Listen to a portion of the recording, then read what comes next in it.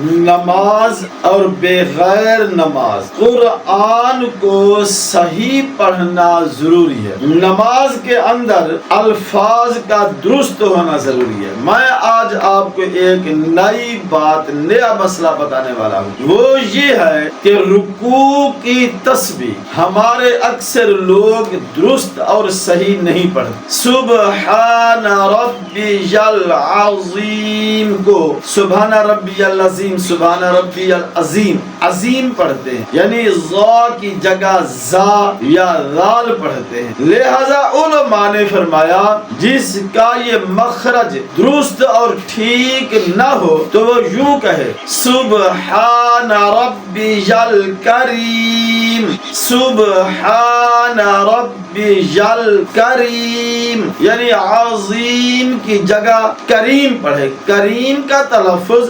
عظیم کے تلفظ سے آسان ہے، لہذا خصوصاً یہ جو ہمارے سرائکی یا پشتون لوگ ہیں، بلکہ سندھ کے لوگ بھی، یعنی غیر عربی اقوام، عجمی لوگ جو ہیں وہ سبحان ربی العظیم کی بجائے سبحان ربی الکریم پڑھیں تاکہ تلفظ درست ہو تو معنی اور مفاہیم بھی درست ہوگا۔